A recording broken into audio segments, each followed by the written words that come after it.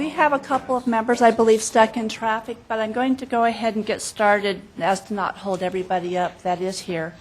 I'd like to start with the called meeting to order with a roll call.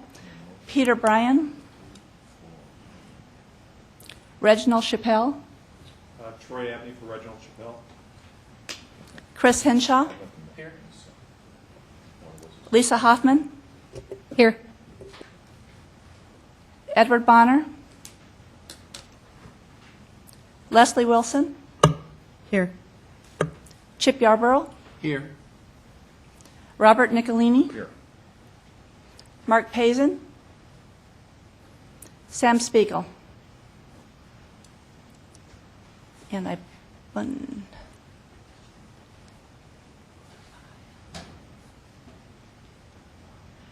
we have a quorum, so we can go ahead and get started. Oh, and here's Ed Bonner.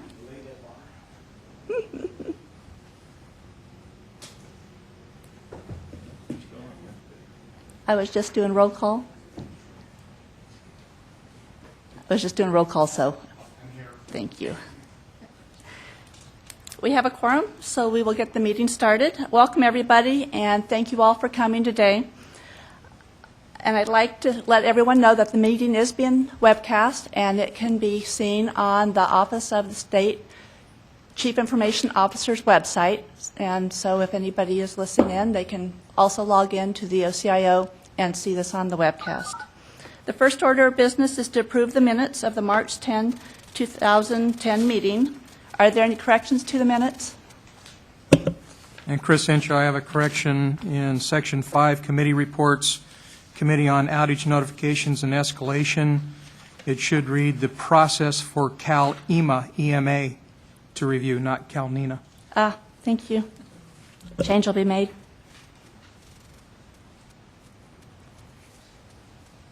Any other corrections? Do I have a motion to approve the minutes? I move to accept the minutes as amended. The minutes are approved as amended.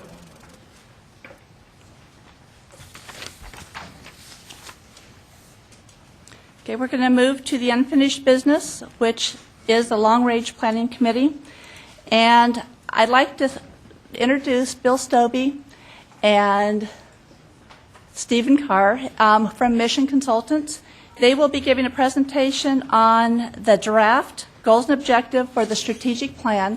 The Long Range Committee and Mission Consultants and the representatives from the 911 office have put together the new strategic plan for the 911. And so this is our draft overview for everybody's review. And unfortunately, we do not have a PowerPoint presentation today. All the members have the PowerPoint in their packets, and any of the audience that did not get a copy, they should be right outside the door. Also, I'd like to note that Sam Spiegel has joined. Thank you. Thank you. As Karen mentioned, the Office of the Chief Information Office has worked with the Long Range Planning Committee of this advisory board to establish a 2010 strategic plan draft that's still in the approval process. So what we'd like to do is walk you briefly through what the plan contains in terms of various statements and the goals and objectives. And I believe you have a copy of the PowerPoint presentation with you. The themes, oh, go ahead. Also, I'd like to point out that what we are presenting is just the skeleton of the plan, that in addition to what you see here, there's quite a bit of text in supporting these and providing additional information. We did want to be able to present the goals and objectives to the board. The theme that was adopted during this process and is expected to continue through the implementation and oversight of this plan is that there was continuous collaboration, transparency, and leadership from all members that participated and all members of the community that participated. It was truly a collaborative effort. The mission statement that's been proposed is the mission of the California 911 program is to ensure that all 911 requests for emergency services are effectively delivered to and answered by a public safety answering point.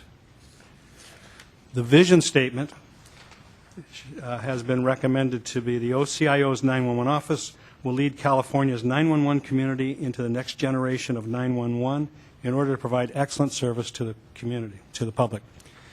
And you'll see through the theme, there's a theme through the entire plan of the anticipation of this transition into a next-gen 911 environment and anticipating the challenges that come with that transition. To that end, we've established 9 goals with corresponding objectives. The first goal being to empower the OCIO Public Safety Communications Division 911 office to lead California into the next generation of 911 services.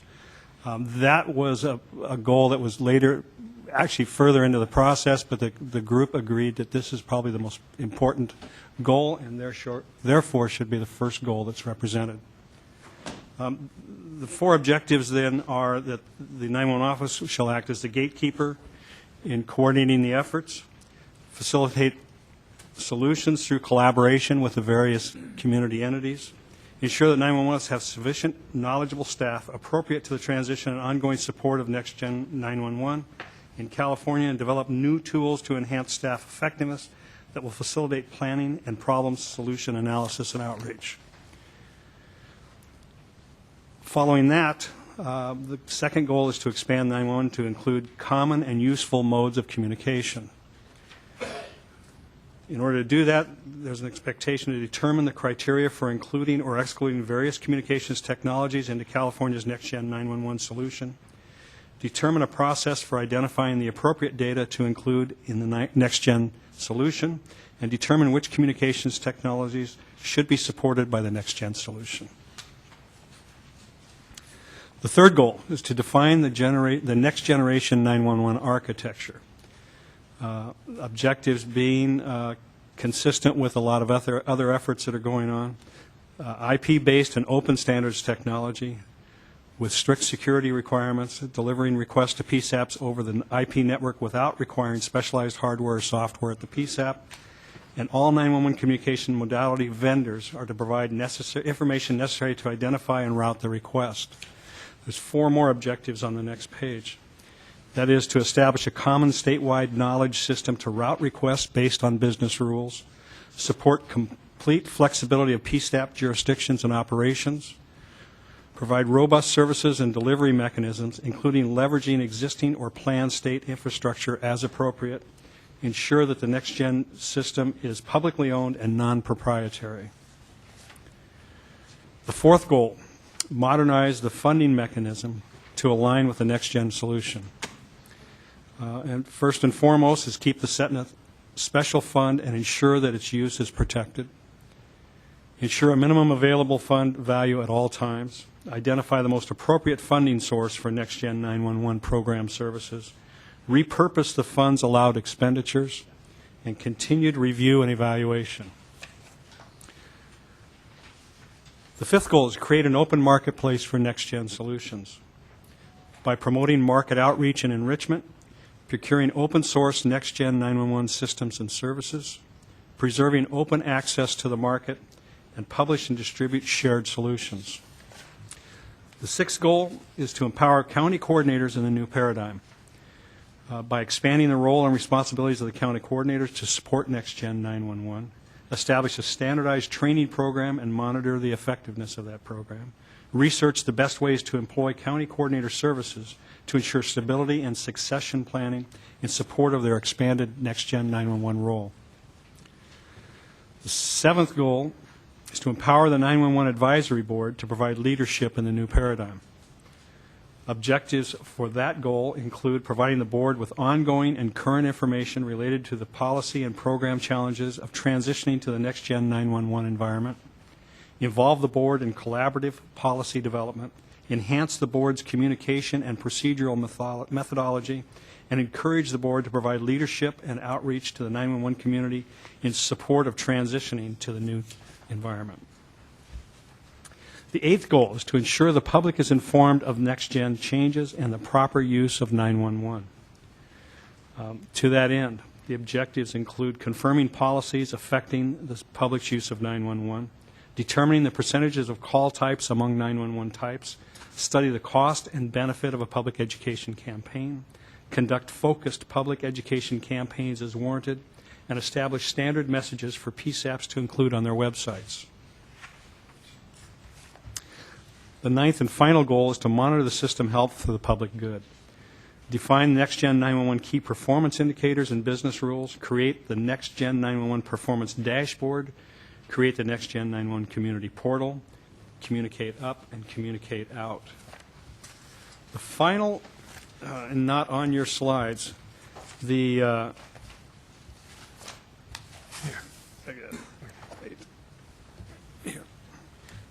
the draft report concludes with a statement that I wanted to share with you because I think it helps exemplify just what the process is included and the expectations. Collaborative leadership. California's diverse 911 community represents an incredible pool of talent, knowledge, and dedication to public service.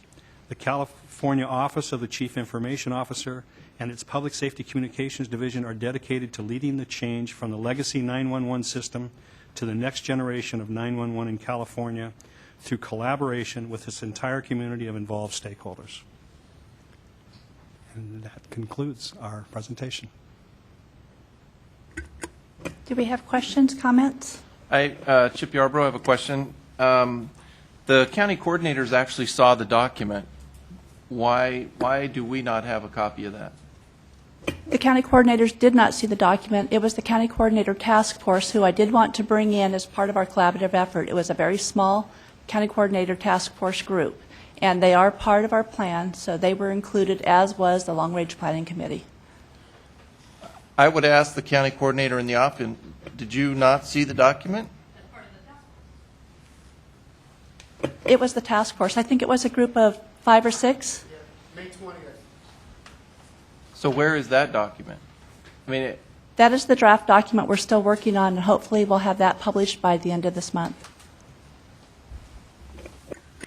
Mrs. Wong, Peter Bryan representing California Fire Chiefs Association. Certainly for my fellow board members, I'd like to try to reassure you that your committee that sat down for a day and a half in Sacramento to work through this with the 911 office and certainly with Mission Consulting, representing or having on that committee Sheriff Bonner's representative, certainly the California Highway Patrol, Chris and myself tried to work through from start again those goals and objectives that we thought would really capture what it was that this strategic plan needed to do.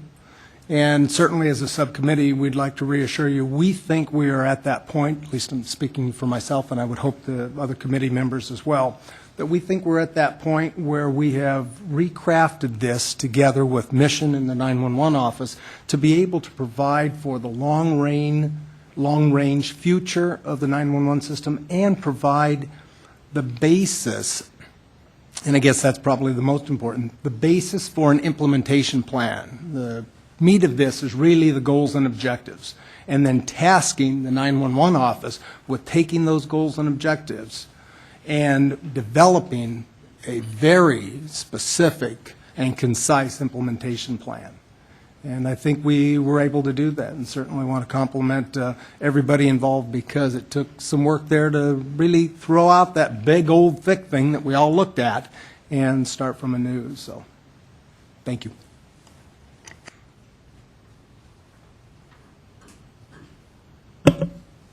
Chris Henshaw from NENA. As part of that committee, I can tell you also that this is not the final draft of this document, that at our last meeting in Sacramento last week, we also had some additional comments and some additional changes to be made to the strategic plan and to the goal statements along the lines of more collaborative statements and those kinds of things in there, as well as some other meatier issues when it comes to objectives. And so this is very much still a document that's in draft form and being worked on by the Long Range Committee in cooperation with the CCTF and the 911 office. So this is, we haven't reached the point yet where this is an end-all, or that it's ready to go to the OCIO's office for approval. There's still quite a bit of work to be done on this document. And there will be at least one more conference call with the Long Range Planning Committee before this is finalized.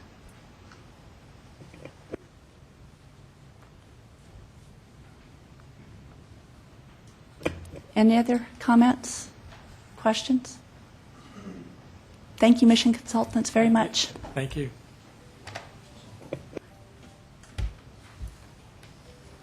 We're now going to move on to reports. The first report is the 911 office update with Andy Nielsen.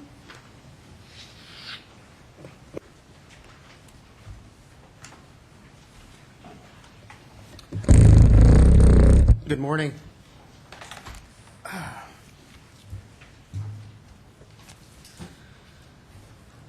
Okay, the first thing I wanted to talk to you about or give you an update about, excuse me, was a new technology and product work group that was put together. It's formed with the 911 Advisory Board, County Coordinator Task Force, members of NENA, and members of the 911 office. This was as a result of some new technology that had come out, that there were some concerns. I think we're going to hear more about that later. But the intent of that group is to really look, and it kind of follows along with the strategic plan. There needs to be a gateway where new technologies can go through that can be evaluated to see what the impacts are to 911. So this is the first step in that, is developing this work group. There needs to be some more documented, developed processes that will come out, but it's the first start of that, and I think we made some progress. Again, I think there'll be a little more reporting on that a little bit later. Excuse me. AB 912, just at a high level, on May 10th, email was sent out to all the PSAPs and county coordinators announcing the funding for AB 912. There were attachments that included the funding request and application that were put up on our website. The letter also described where to get that information on the website. We're also developing a frequently asked question document that will be posted on the website for people to help them with the application. And as we get more questions, those will go on to that frequently asked question document. The feedback from the PSAPs has been pretty good so far. They thought it was the criteria was very easy to understand, and they thought it was the good criteria to base the funding on. The 911 office is very excited to announce that Wes Nita has joined our group. Wes is a supervising telecom engineer who came from OTEC, and he was the lead for the negotiations for CalNet 1 and CalNet 2 contracts. And he's joined our group. He will be helping us with the next generation projects that we have for Northern California. He'll be very, very instrumental in helping us put the services and components that we need for next generation on the CalNet contract as amendments. And we're very excited to have him on board with us. The RED project, there's not a lot to report there. They're still in the process of implementing RED 3, which is scheduled to complete in the July timeframe. Chip, we sent out the contract closure report to you. Was that what you were looking for? Yes. Okay, so we'll continue to do that. Once RED 3 completes, we'll send that out to the advisory board so you have that information. RED 4 will start right after that. As soon as that's completed, RED 4 will then start, and I believe that's Sacramento, Northern California. And there'll be two more phases after that, RED 5 and RED 6. RED 5 is Southern California, RED 6 is Los Angeles by itself. So they're still moving along, and there's been very good progress on that. As a matter of fact, we got a report yesterday from AT&T that for the first time, 51% of the wireless calls were being answered by the local PSAPs and 49% by CHP. So that's a huge turnaround right there. That's the first time that's happened. ECATS continues to roll out through the state. There are approximately 200 PSAPs that have been converted to ECATS. Currently working in San Bernardino and San Diego counties right now. We're still on target to complete all of the CARSNet PSAPs by the end of this month, the end of June, and we're on target to complete the entire project by October.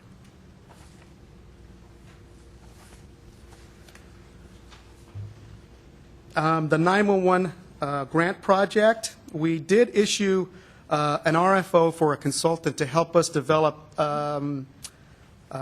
standards and deliverables for that platform. What we decided to do was pull that back.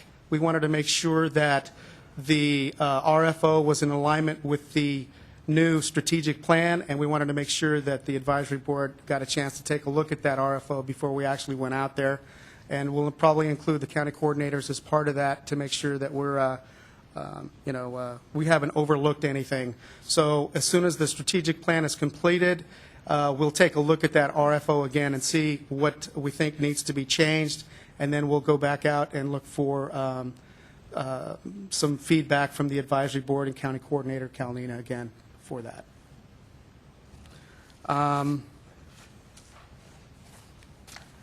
The county coordinators, the 911 office met with the county coordinator task force on May 20th. This was a follow-up to the meeting that Karen Wong had with the task force at NENA earlier this year in March. And really, there was a lot of discussion about communications. We have to do a lot better job of communicating with them and vice versa.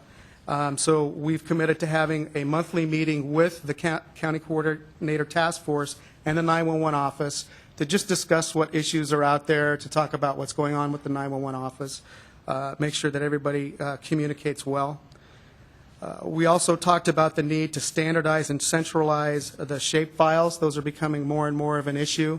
So the 911 office is looking at ways that we can bring that in-house to support that and maybe take that responsibility from the county coordinators. So there's a lot of work that has to be done there. We're not sure exactly what needs to happen, but we're going to evaluate what hardware, software, training requirements we'll have to support that. So there'll be more following that. And the 911 office will be working with the county coordinator task force to identify a governance structure that we can both agree to. This will help us lead to a better definition of roles and responsibilities for the county coordinators and for the 911 office. I think that'll help a lot in funding issues. That always seems to be an issue with county coordinators in our office. And it also will help us identify the type of training that the county coordinators will need. So we're going to begin working on that in the next couple of weeks to help them identify their governance structure, and then look and see how we can identify the roles and responsibilities for both offices. And then the last thing I just wanted to give you information on was that there is a Verizon sale to Frontier. Verizon has sold some of their assets to Frontier. I believe there's 4 million access lines across the nation that Verizon is selling to Frontier. In California, it's only 25,000 access lines. That's not a lot. There's a few wire centers that are affected: Blythe, Palo Verde, Alpine, Colville, Earp, and Havasu. And there's 2 PSAPs, Blythe and Del Norte, that will transition from Verizon to Frontier. We have contacted the county coordinators and the county coordinator task force, making sure that they understand what's happening there, asking if there's any issues that have come up. So far, there hasn't. We plan to have more meetings with them and with Frontier and Verizon. The sale is supposed to be completed by July 1st of this year. And that's all I have. Are there any questions? Mrs. Wong, Andy, for the last one, the sale from Verizon to Frontier, can you explain that in layperson's terms for me, what effect that could have or would not have on the 911 system? They are actually purchasing access lines, customers from Verizon. So there's 25,000 in California that will be moved over from Verizon, that have Verizon service today, that will move over to Frontier service after July 1st. There's 4 million across the country in this sale. In California, it's only 25,000. So 25,000 is a lot, but in California, it's really not. It's in very remote areas that this is happening. And that wouldn't have any effect on a consumer's ability then to dial 911 and No. get that call properly routed? No. And there's no change in the infrastructure or the 911 network to support that whatsoever. Okay. Anything else? Morning, Andy. Good morning. Can you tell me a little bit about the county coordinator task force, the makeup of that?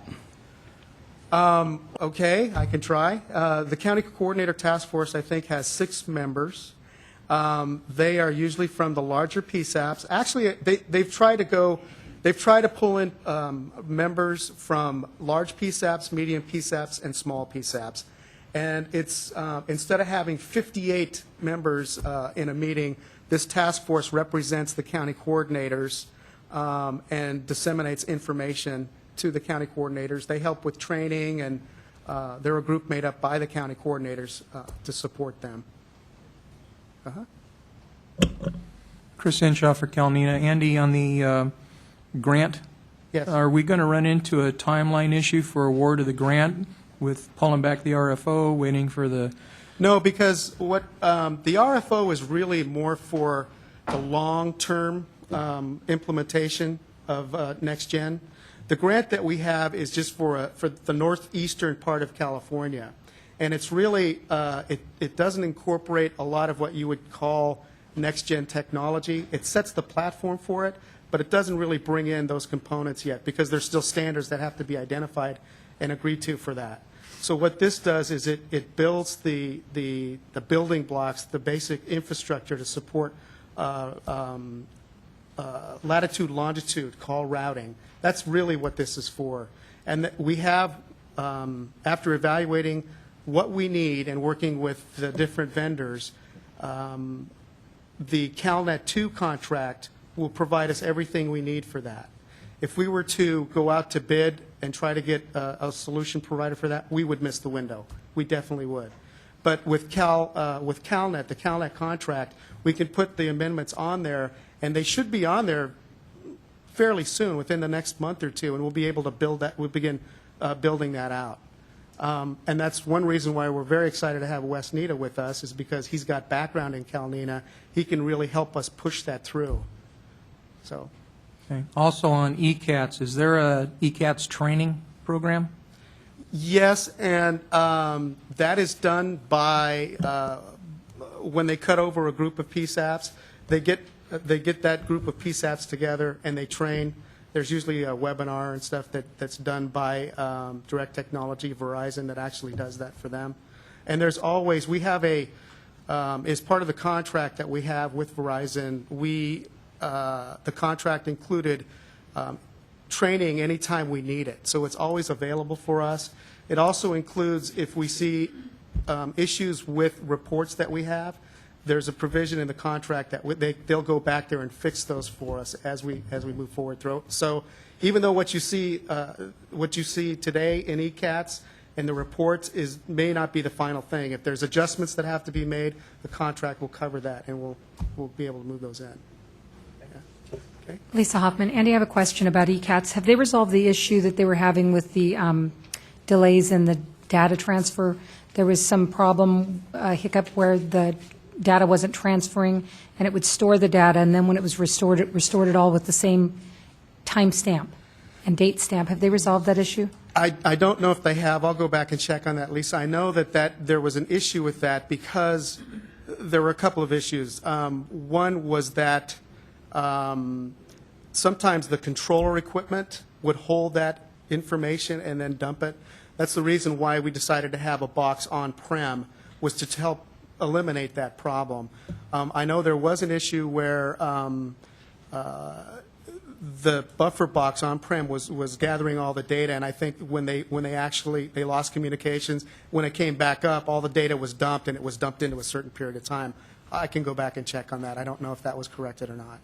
Yeah, but that's the issue you were talking about, right? Right. And we did, actually, Verizon was good enough to come out and give us a demo in San Francisco. It's very intuitive. I just want to make sure that Yeah. we're going to be able to deal with those issues when they come up. Absolutely. Okay. Any other questions? Thank you.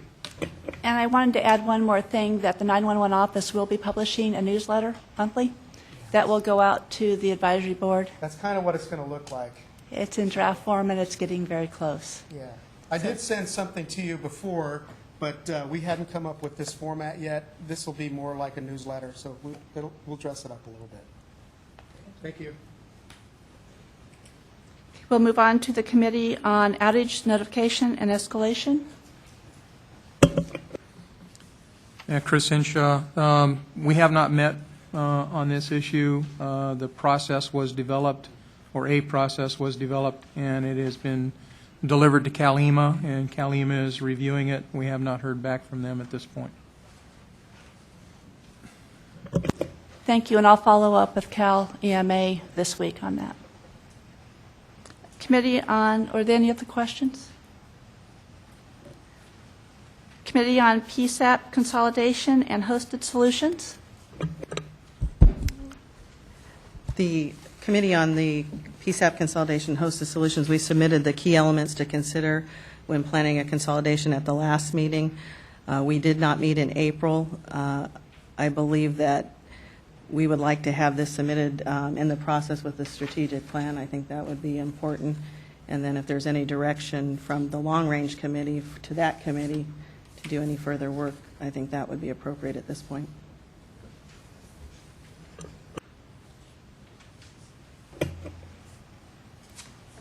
Any other questions? And I do agree that that would be appropriate to have that information. Thank you. Committee on AB 912 Implementation. Well, I think Andy covered that, so the due date for the applications was August 1st, and so it looks like it's going pretty well. That's going well. Thank you. And then Committee on GIS. The Committee on GIS, we're waiting for a replacement for Mr. Burns, and I think we can start moving forward, and I think that's going to be important with the strategic plan as well, and especially if we're looking at standardizing the shapefiles with a GIS solution, moving it. That needs to be worked out with the different counties maybe to help facilitate the GIS work without redundancy. Any other questions? Okay, we'll move on to new business. Ford Sync. Actually, Lisa Hoffman, this is basically three issues in one. We had talked to the some of the NENA members, and county coordinators had talked to the State 911 office regarding Ford Sync's new product that actually delivers a recorded message to the 911 center that should hopefully be the responding agency in the event that it receives a signal. And Ford Sync and EM Finders are kind of one issue rolled, two issues rolled into one. EM Finders is again another product that delivers a recorded message via the 911 system to PSAPs, but the biggest problem that NENA members had was that not all PSAPs in California have wireless connectivity. So our primary concern was that these messages could be routing to the wrong PSAP and or routing to CHP, who doesn't, CHP doesn't normally take action on missing persons, which is what an EM Finders is a solution for finding missing persons and or reporting missing persons who are incapable of communication, Alzheimer's patients, children with medical conditions that preclude them from being able to speak. We had a conference call with EM Finders and the State 911 office, and we have had some discussion regarding the Ford Sync with Andy. And the 3G microcell issue was a separate issue in that the state office was building MSAGs to deliver 3G microcells without going through the county coordinators. So I'm not sure, Andy, do you have anything that you want to update on that, on any of those three? Just that we are working with the county coordinators to correct all of the MSAGs for that. And we've gone back and actually contacted all the PSAPs that were affected by that. I think there were just over 20, and we've contacted them directly, trained them on what to expect, and let them know kind of what the 3G microcell was going to happen, or you know, what the impacts were for their PSAPs. As far as Ford Sync, I'm going to be working with CHP. We haven't spent a lot of time on that yet, but Michelle Bland and I are working together on that. And then the M Finders, we're working toward a solution on that. I think we have an interim solution where we'll provide them a length of time to correct the issues, and then together we'll decide whether that's sufficient for California or not, and then we can move forward with that. So. Before you walk away, could you also explain the task force that we put together and all the representation from different areas? Right. To help This us was- work through this process? Right, and this was actually the work group that I discussed a little bit earlier, was that this was the work group that we put together. Ford Sync, the 3G microcell, and M-Finders was really what brought us all together as a work group. And the work group is made up of members from the advisory board, members from NENA, members from the county coordinator task force, and the 911 office working together. And we, at the 911 office, are going to provide information on any new product that comes into our office. We will bring it to this group to evaluate and see what the impacts are to 911. We'll decide if there's any issues that really have to be addressed, if we think it's a good product and give them the go-ahead to roll out, or if there's work that has to be done on it. And that's what this work group will do.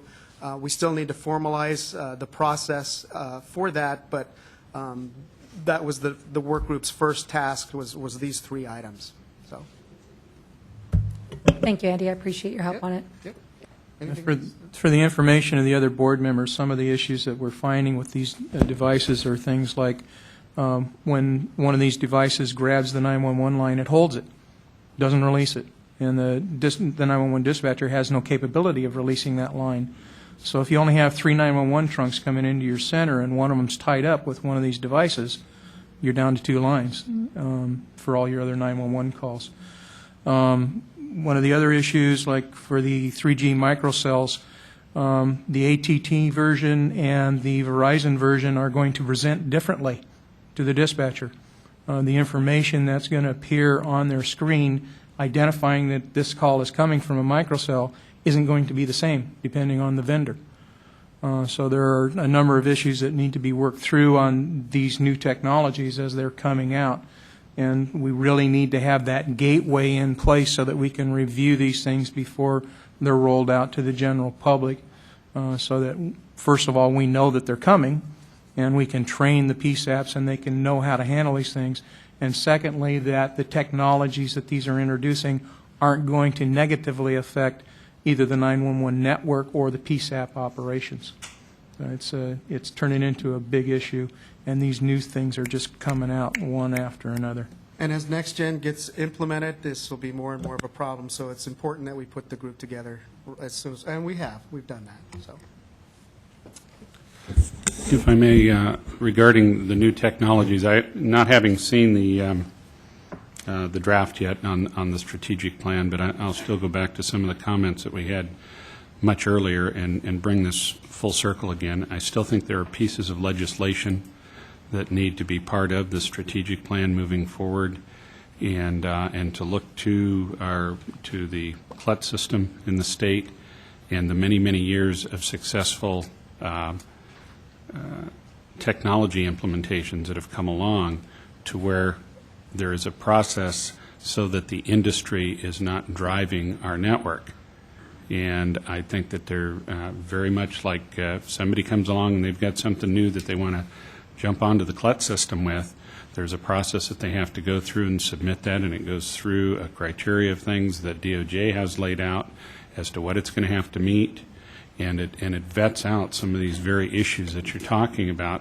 And I don't know that it necessarily should be acceptable to us to say, well, gee, if it's one provider, it's going to be this format, and if it's another provider, it's this format. If that means we need a APCO 25 standard for those types of things, I think the state CIO's office needs to be, it falls maybe under the empowerment, but I think we need to get down into some of the weeds of this so that there is PMPs in place so that the industry comes to you and says, this is what we want to do in California to access the 911 system.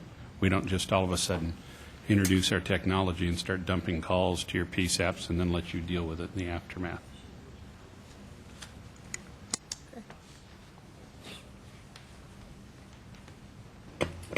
Thank you.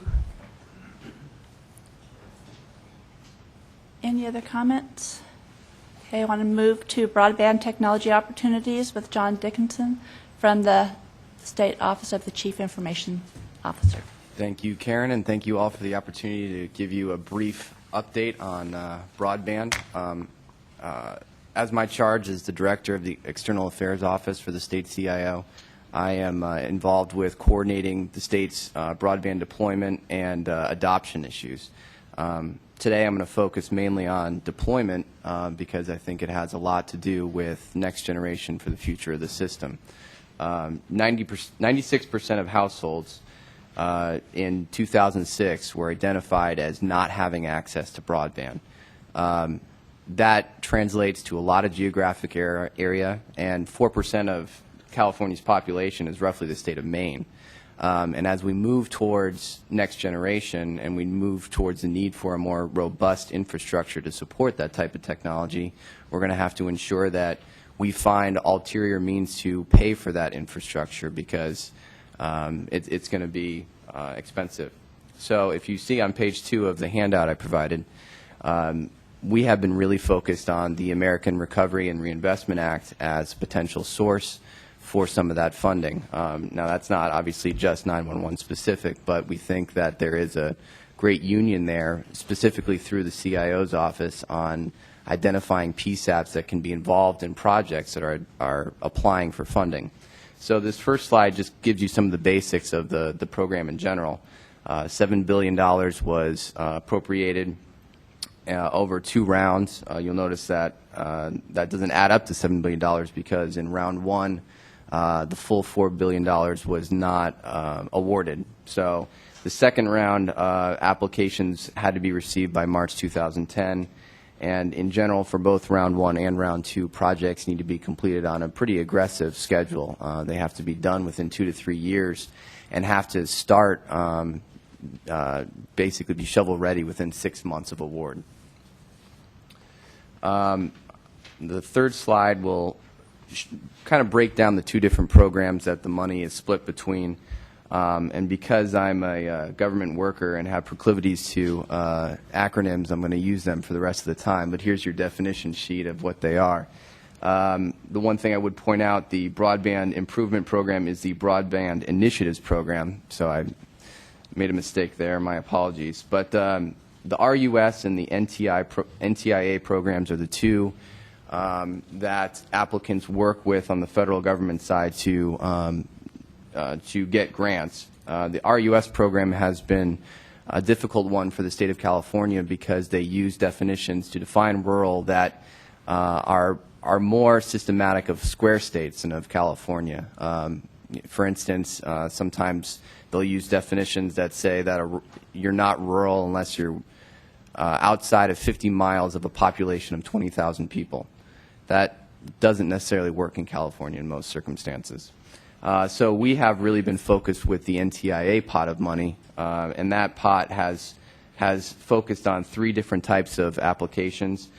Comprehensive community infrastructure projects, those are the ones that we'll be talking about today because they provide the most ability for the state to bring in dollars to fund infrastructure. Public computer centers and sustainable broadband adoption projects are the 2 others.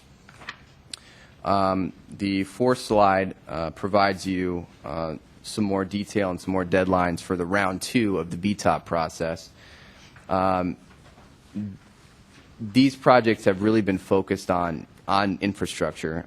If you see in the second point, out of the $4.8 billion, 2.6 of that is for the BTOP program, and that further splits out. $2.35 billion is for infrastructure. So the majority of the money is going towards laying fiber.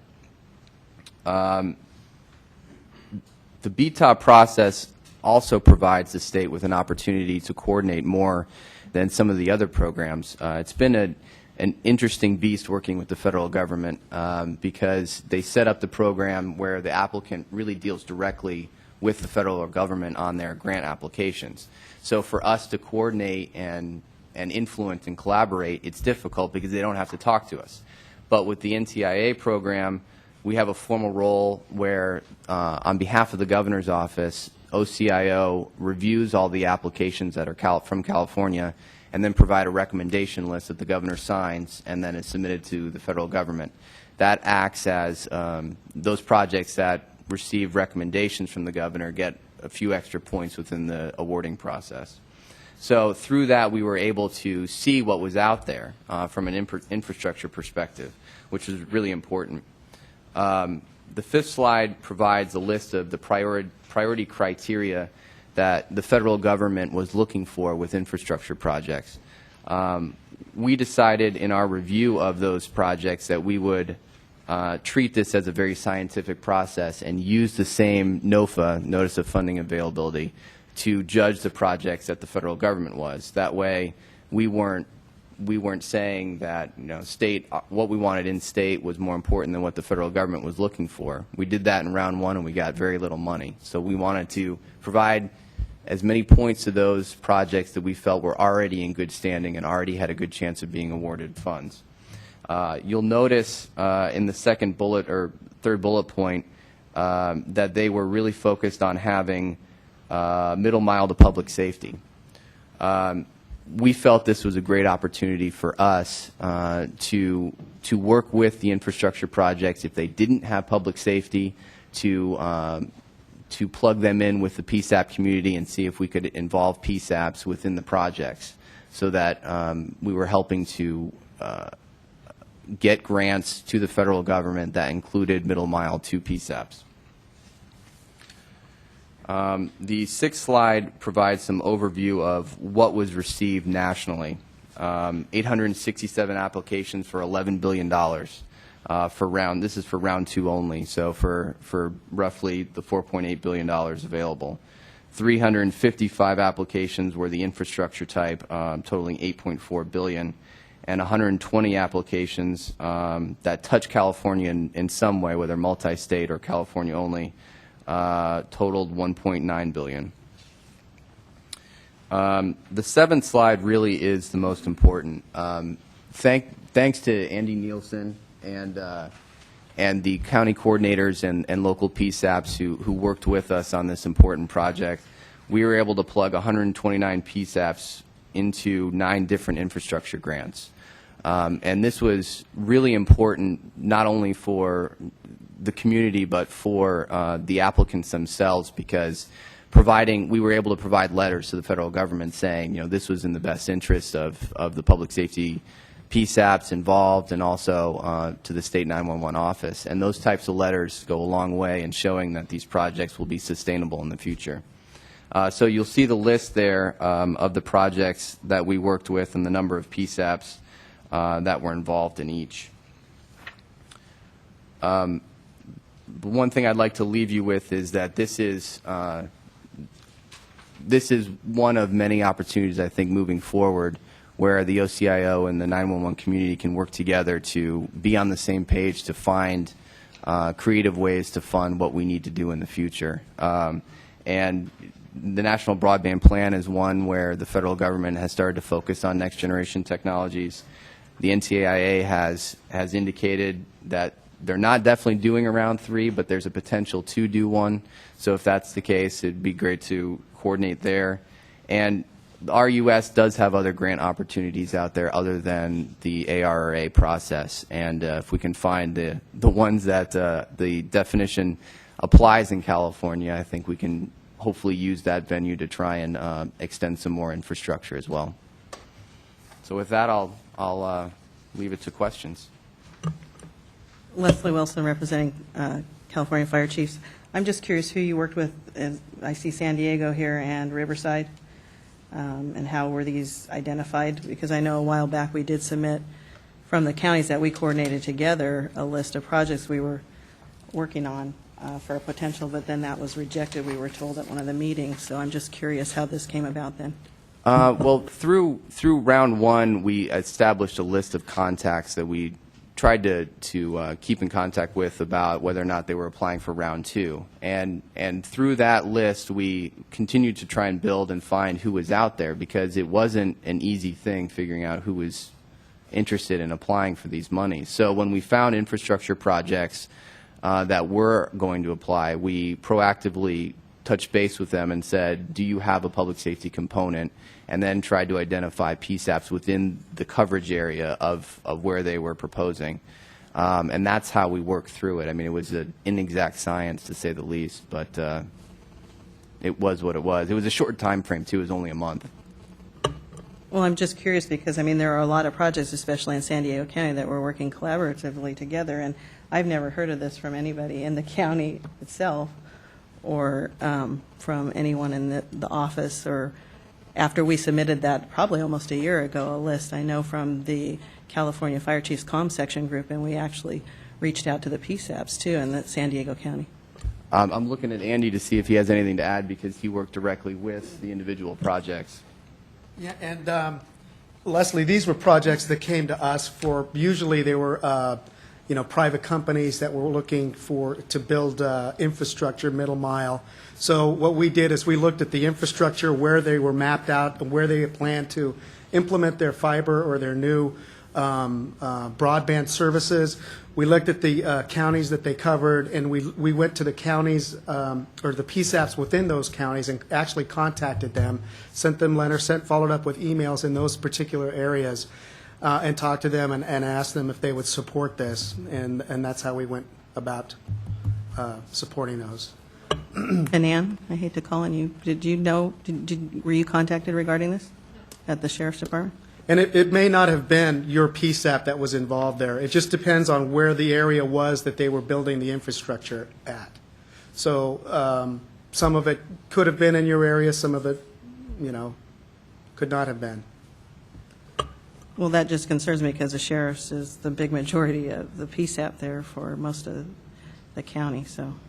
Right, and it really is dependent on those particular companies, private companies that are trying to build out that infrastructure where they want to build that out. And we were trying to look at ways that we could support them, because if they're building that infrastructure out there to support, public safety, our expectation is to leverage those resources when we do start to implement Next Gen, that we do have broadband available to us for Next Gen type of architecture in those areas. These were projects that were already well down the road of defining what they wanted to do and their actual grants. And we were saying at the end of it, okay, you're in an area where you could be combining, or you could be providing service to this PSAP. We'd like you to include them. We'd include them within the conversation. They'd say they were interested, and then we didn't get them included in the project. Chris?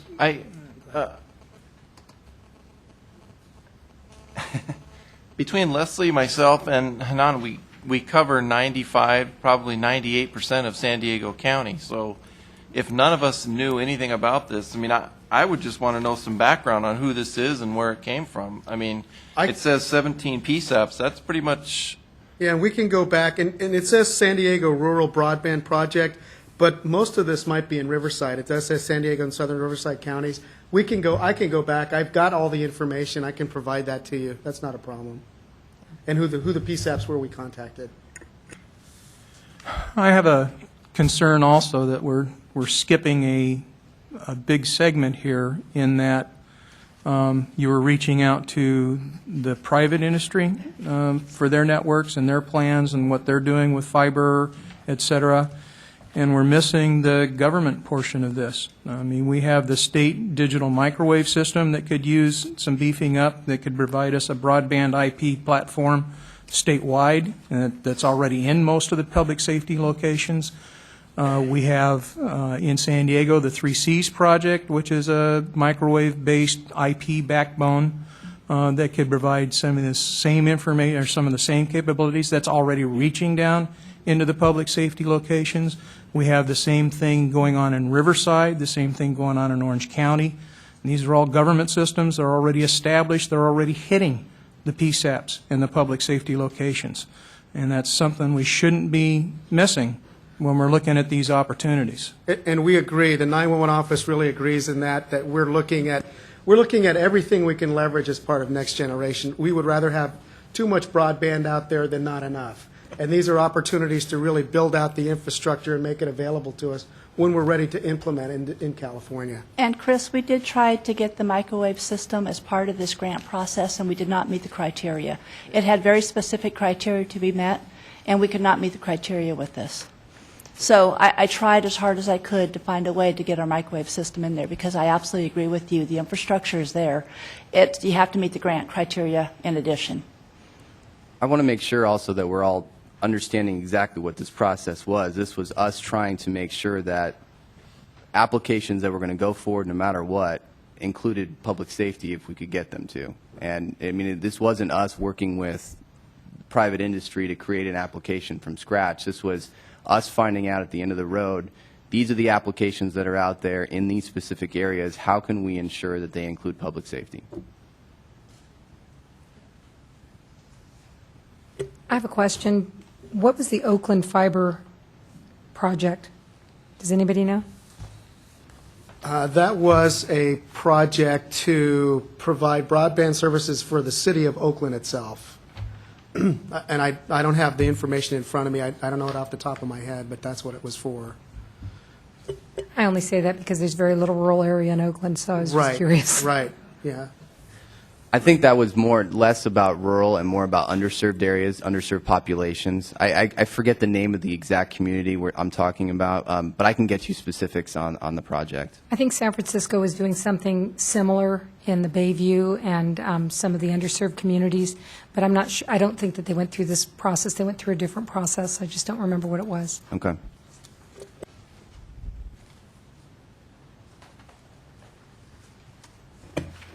Any additional comments, questions?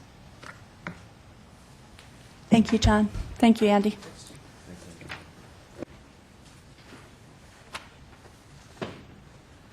And then the last item for the new business was the Chief California 911 Emergency Communications Office, the hiring process of the CEAs. And so I have, the notice has gone out, and the final filing date, has passed. The CEA is a statutory classification through the State Personnel Board, as other state positions are. The hiring process for the state for CEAs is a civil service appointment process.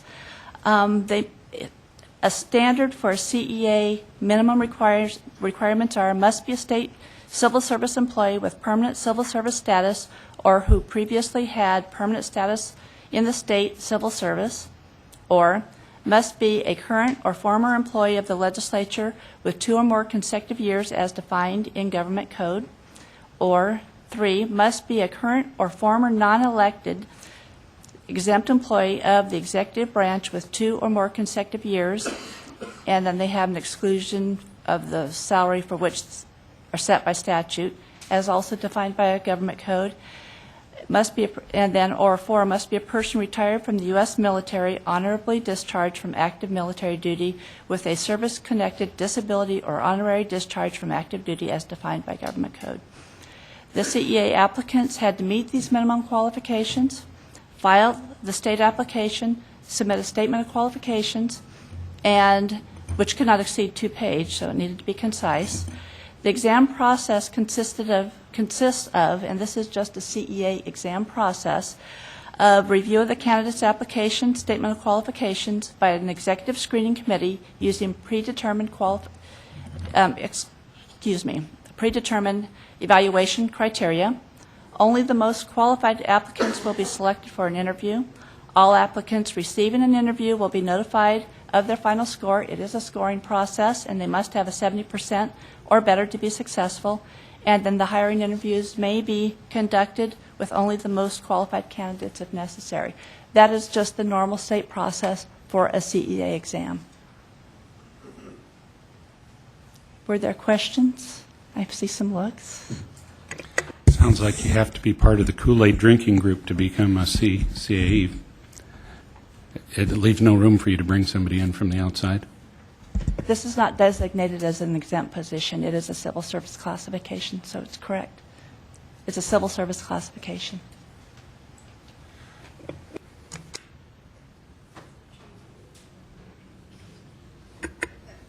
And Karen, that was when I had the conversation with you. That was my concern, as Chief Spiegel just expressed, is that I mean the pool of candidates is very, very limited, and I go back to my concern of somebody being in that position who has just a little bit of operational 911 experience, so we don't run into the same issues that we had in the past. I just want to make a point of clarification. This is Christy Quinlan from the OCIO. It's not completely true that you have to be a current civil servant.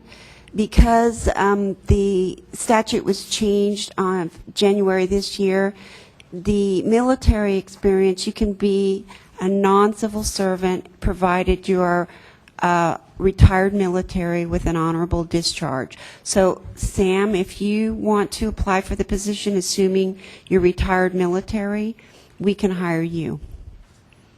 Whereas before, prior to January of this year, you had to be a civil servant. You had to be within the system, or we couldn't hire you. So that precluded non-existing civil servants from applying. So let's just say, for the sake of argument, you are retired military and you wanted to apply, we could hire you for the position. Based on my military experience. That's correct. Which has got so much direct applicability to the 911. Assuming you meet the criteria for the job, that you meet the other specs. I understand. It's Right. just an unfortunate situation that here we have. We're looking to the state of California to be the leaders in technology. We're looking to attract the best and the brightest. So here's an opportunity to really reel somebody in, an opportunity for nationwide search. Yes. For someone to really help implement the vision of the strategic plan and everything else, and it seems that you are constrained by this classification. It's unfortunate. The state hiring process is based on the merit system for all intents and purposes. We have what's called an exempt position. 10% of the state's position, there's about 240,000 state employees. 10% of them are allowed to be exempt, meaning they're non-civil servant. This is not an exempt position. It is a career executive appointment, CEA. It is an exam process. And as I said, as of January this year, the additional qualification was retired military. So that gives us a little more flexibility, and we can go out and recruit, and we would encourage anybody on the board to give us any qualified candidate that would like to apply, or if any of the board members want to apply, we would be happy to have them participate in the exam. It is exam, there is an exam associated with this appointment, and the qualifications for the position are spelled out. So you do get scored based on your qualifications for the position.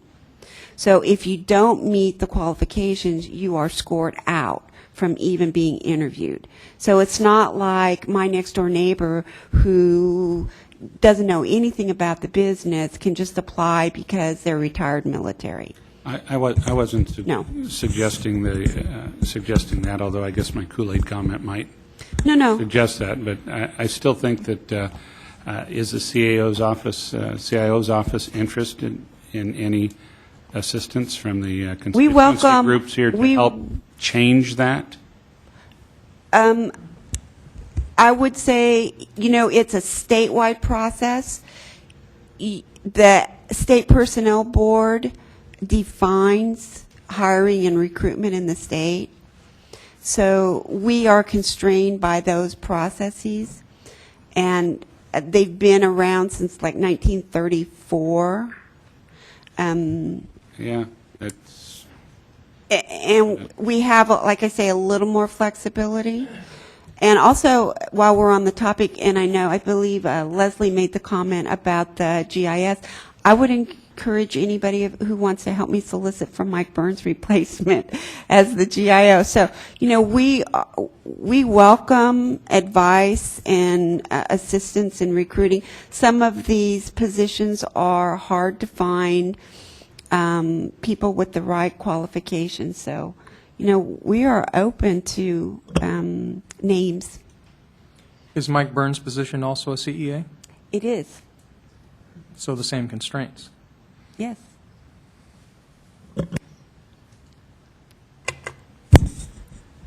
If I'm not putting you on the spot, would you answer, is the state CIO's office interested in some help in trying to change this? I'm not daunted by the fact that state personnel office has got a rule. There's got to be a mechanism for changing a classification of the job based on the industry change. I would say, given all of the issues that we have before us, we're probably not going to take on the personnel system at this point. The civil service also classification is a double-edged sword in the fact that, we're at the end of administration. Yeah. No qualified candidate is going to want to take an exempt position that is at the pleasure of the governor because you don't know how long you're here. You've got no job security. So the civil service does provide some protection that does entice people to the system as well. Yeah, there are advantages to it.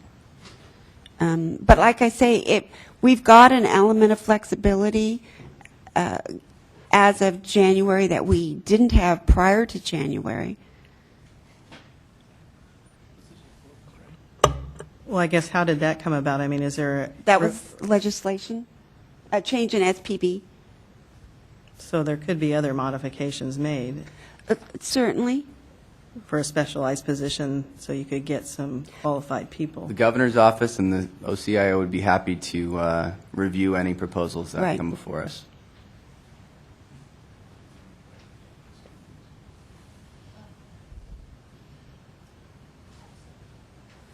The position and the deadline is closed, right? Well, it's an exam. So the other thing, when that exam bulletin went out, it was pending state board approval. The position itself still has to be approved. So the CEA position has yet to be approved by SPB. It's kind of technical in that this whole office once reported to General Services and now reports to the OCIO. The position, once the position became vacant, it had to be reestablished under the OCIO. Even though the duties haven't really changed, the SPB has to approve the duties working for the OCIO. So it's at it had to go to the Department of Personnel Administration, and then it goes to the SPB to be approved. So it's in that process. So even though the bulletin was sent out and announced to recruit and give the exam, it was pending SPB approval. So I guess it could be opened back up. And Sure. So if there were, we haven't closed anything, we can't make a commitment, we can't make any offers because we don't technically have authority. So I don't want to beat a dead horse, but I'm hearing two different things, and that's not uncommon in my brain. But so what I'm hearing from you is that if my good friend Leslie wants to apply for the position, she can apply for the position, but she'll be disqualified because she doesn't meet the MQs? Because she's not a current state employee, she's not retired from the military? That's correct. Okay. I wanted to make sure that's what I was hearing. She has to meet what we call the minimum qualifications. Okay. And if she doesn't meet them, as Karen spelled them out, she's not qualified. So we're back to the same Kool-Aid as Chief Spiegel. Correct. Okay. And in order to get those qualifications modified again, we'd have to submit legislation. Or have it. Well, because it's not an exempt position, exempt from the civil service exam process, and there are exempt positions, about 10% of them are exempt, which would say we could hire her exempt from that process. It's not one of those positions. So, yeah, she doesn't meet the minimum qualifications. Well, so I want to be clear that to keep, in the position that it's classified now, to modify those minimum qualifications as a protected position and not an exempt position, we would have to submit or have that legislation submitted to make the modification. Or we'd have to change it from a civil service to an exempt position. Chrissy, sorry to belabor this No, no. one last question, Lisa Hoffman, but if you change that one position, you're changing all the positions statewide. Is that correct? That are in that classification or that context? I think there's two ways to approach it. You could, if you try to change the qualifications necessary for a CEA statewide, that would be, a more sweeping type of reform. But I think you can define the position as identified within the statute for what qualifications are necessary. I'm pretty sure you can do that, but I think that would be one angle to go. That's more specialized as opposed to sweeping. Yeah, and I'm not aware of that possibility, but I would say we would have a couple options. We could change it from a CEA to an exempt, or we could change it from a non-CEA to something that was had a possibility of having an open classification. There are some exams that you can openly recruit for, but are still civil service. The problem is then you get into a whole different skill set where typically you meet a whole other set of classifications, and I suspect would be much hard, would create another set of problems.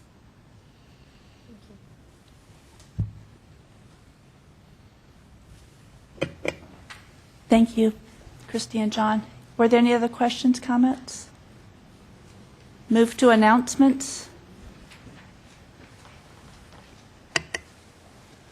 Mrs. Wong, I'd like to go back to some of the long-range planning, and I didn't want to bring it up at the time, but when Chief Spiegel talked about the legislation, I'd like to focus in on probably 3 or 4 of those objectives, really for the benefit of the board here. And you've heard from Karen and from Andy the desire to certainly improve the communications with county coordinators and certainly the board, whether it's just a newsletter or something like that. But one of those objectives being that communication up and out, and how important that is. Certainly in the committee, we talked about how critical that is to be able to do that from the 911 office. We also had lengthy discussions on funding, and there's an objective 4.4 that talks about repurpose the funds allowed expenditures. And while the details aren't here, and you'll see that at some point in time in the plan, there was a long list, laundry list, if you will, of repurposing and really prioritizing and looking at the big scope of next gen and how the system will keep up with that technology and what it takes to run those 428 or 32, whatever that number is, of PSAPs out there and be able to make that work. The other thing is the technology. And so in Goal 2, it really looks at excluding communication technology and identifying either appropriate data or communications technologies that should be supported, not knowing exactly what that is, and really ensuring the security of some of that data that's part of those technologies, those systems out there that we're going to see different than just conventional and wireless telephone, trying to transmit some form of a 911. And the last comment that I'll make is we took, I think it was Goal 8 at the time, and threw it all the way up front, which really is how this structures and really putting the responsibility on the 911 office to figure out how to make this all work, have the authority to do that, and then on one of the objectives, happened to be 1.3, to ensure that the office has sufficient knowledgeable staff and appropriate to transition the and ongoing support of next gen. So it was really, how do you keep track of this? And to Chief Spiegel's comment is, I think certainly while we didn't talk specifically about legislation, I think certainly for the 911 office, that's part of it, is to try to keep track of that and be able to communicate that with the board, the county coordinators, the 911 community, to ensure that the right legislation is in place to be able to empower the office and the 911 community to make this thing work. So I wanted to add some comments because there was a lot of work there to try and bring this all together with a forward visionary look at how to meet this. So I wanted to add those additional comments to try and reassure the board that we think that it's headed in the right direction. I think you'll be pleased with it when you see the final document. Thank you. Thank you. To go back to announcements, if there were any announcements. Public comments?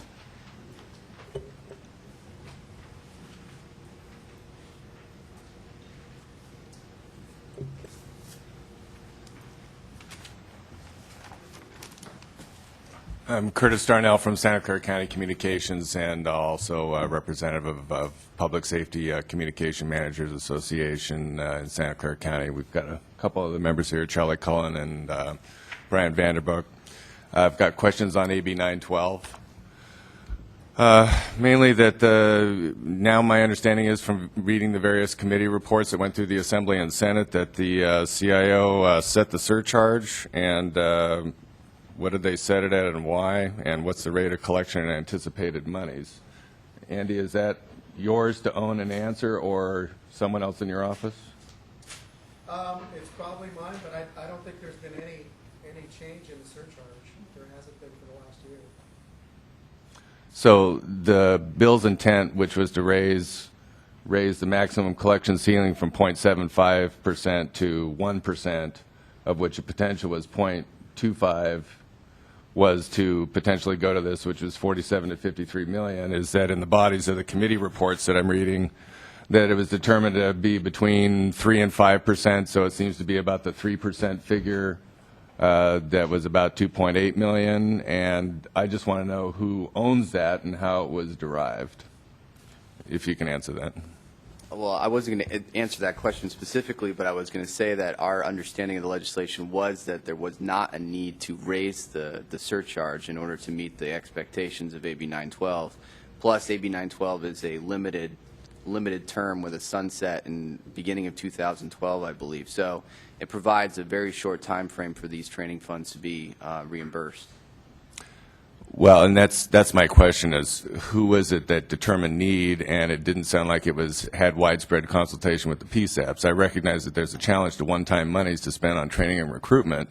However, despite, the telco objections of their objection to money being spent on personnel rather than infrastructure and system, is that the potential for raising it didn't detract from their setting of funds. I know that in the committee reports I read for the Assembly and the Senate that they said that there was enough money in the fund so that the 911 system for the infrastructure objectives are well funded, but this separate consideration, the ability to raise it, even though it was just in a 2-year period, did establish an ability to raise a substantial amount of money despite those challenges, and it was set at 3 to 5%. I've been looking throughout this whole process for someone to have ownership and to tell me, yes, we are the office that did it. This is the 2 or 3 people that decided that, and that that they had advised the Assembly and the Senate committees in July 2009 that 90% of 911 calls are being answered in 10 seconds or less statewide. I question that as a figure. I know the intent of the RED project was to shift a lot of that to the local PSAPs, so that's an identification of the problem, and I don't think we were meeting that standard. So if the CIO is representing that, well, it's nice that these one-time monies were appropriated, but we don't have a problem from the PSAP perspective. Yes, we do have a problem, and despite the challenge of spending one-time monies, we'd like to take a shot at it. You'd like to take a shot at raising the surcharge to get more money? Is that what I'm... No, we'd like to take a shot at the challenge of applying one-time monies, and that traditionally where it's always been applied to infrastructure and to the benefit of the telephone companies rather than personnel expenses, and although in the committee meetings it says, well, board members have heard before the ongoing problems of retention and poaching and all these other things, is that, yes, and as the telco said in the committee report, is that it's a veritable, camel's nose in the tent. Only 3 to 5% of the monies, in fact, it seems like 3% was appropriated rather than 100% or rather than 20% or even the 5% that was given in the final range for what could possibly be appropriated. So I'm just wondering how much consideration was given to the telco's objection to the surcharges being spent on personnel and why it was set at 3%, and is that locked in? Are we locked in for 2010, 2011 at the current collection rate? And where can I get information on what the rate actually is and what's being collected? Well, that rate is set through the CPUC with consultation from our office. So if you have further questions on what the surcharge is and determination on that, we'd be happy to work with you on that. Well, then tell me, so is the CIO responsible for setting the level of the surcharge? I believe that's correct. I got up here because I was the ledge director when AB 912 came through the process. So, any questions about the specifics of that legislation or the intent as provided by the sponsor, Assemblymember Norma Torres, I'd be happy to answer questions related to that. Oh, are you Bill? You're not Bill Julian. No, Oh, no, okay. I'm not the Assemblymember's ledge director, the OCIO's ledge director.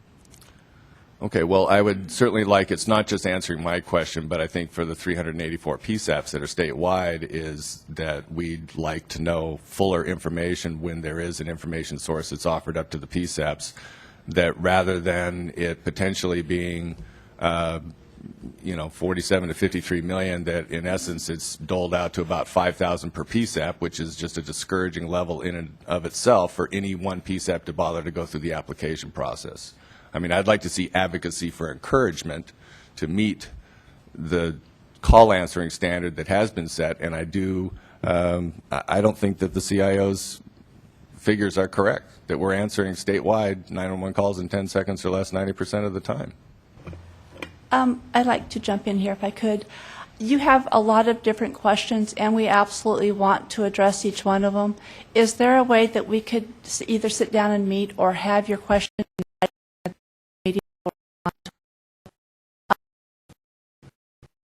about questions in there? And I truly, sincerely mean this. We're trying to work to be very collaborative and very sensitive to the PSAPs and make sure we're providing the level of service that we need to be providing. But I would like to know if we could get those in writing and then truly provide you a response. Well, I did provide those in email to Andy Nielsen back in March, and to me got a very short and non-descriptive reply and had to plunge through all the different committee reports for the Assembly and the Senate.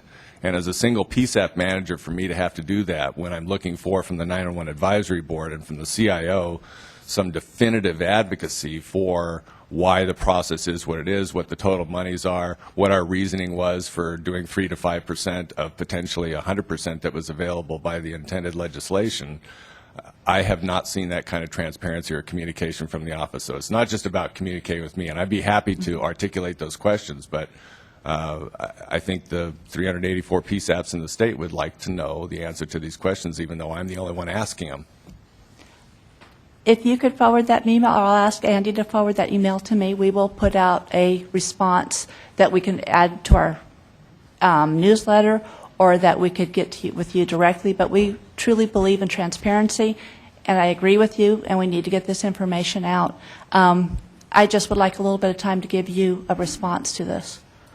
Yes, I'd appreciate that if it could be included in the FAQs or some version 2 of the FAQs about this funding process, because, yes, when the PSAPs look at it and say $2 million, that's going to be $5,000 per. If we just divide it up across the state, then why bother? And I want us to bother. I want us to apply for any and all monies that are being offered up. I want us to have the camel's nose in the tent for having the state decide to encumber funds for personnel expenses, because it's not just infrastructure.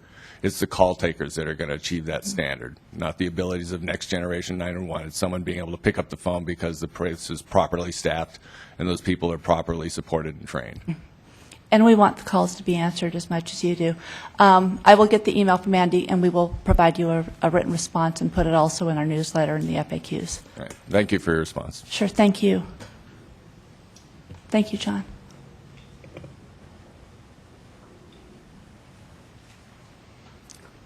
Any other public comment?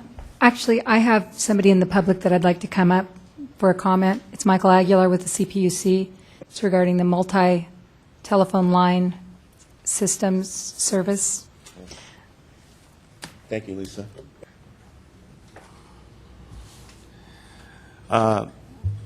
Board members, good morning. I'm Michael Aguilar. I work in the Communications Division of the California Public Utilities Commission.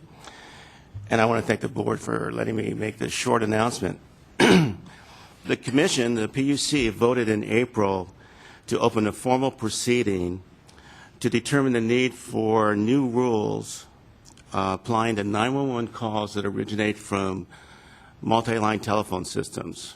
such as PBX or Centrix, which we refer to as MLTS.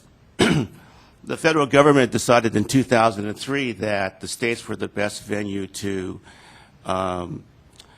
evaluate the need for rules in their jurisdiction, and since that time, 16 states have some type of law that applies to the kind of location information that must be provided from these systems.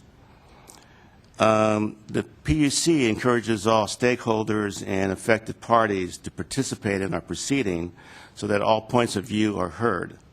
We're happy to note that NENA and the County Coordinator Task Force has registered as interested parties. The PUC will hold a series of workshops this summer in San Francisco and possibly in Los Angeles, where stakeholders are invited to identify and discuss the issues, exchange information, ask and answer questions in an informal environment, which means that there won't be a lot of lawyers that are interfering and there won't be a judge making rulings and that kind of stuff. We expect to see active participation by the carriers, certainly property owners,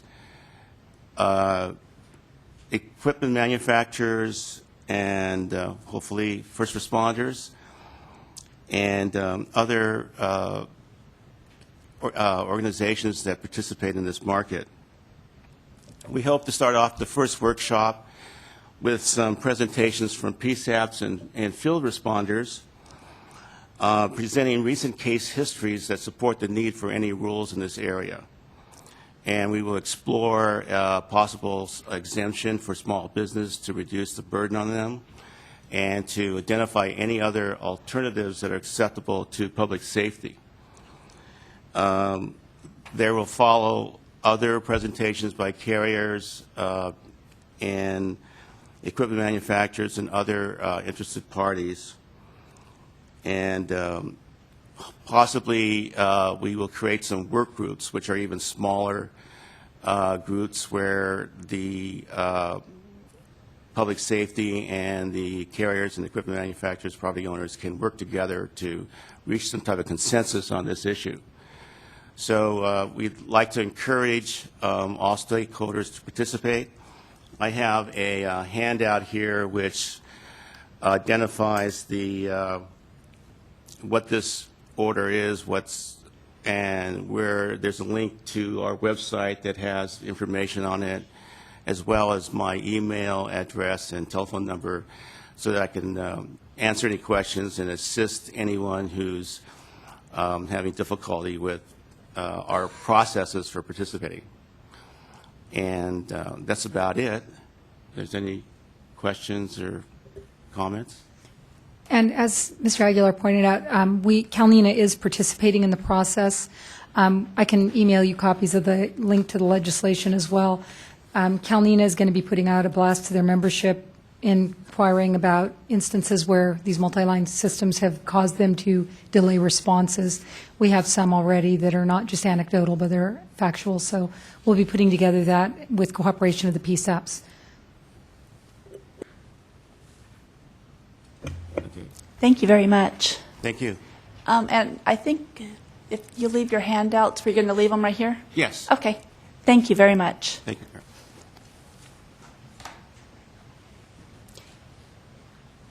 Any other public comments? Okay. Do I have a motion to adjourn the meeting? Chris Inch, I motion we adjourn. Second. Third. The meeting is adjourned. Thank you all very much. Okay, and we have a picture after this.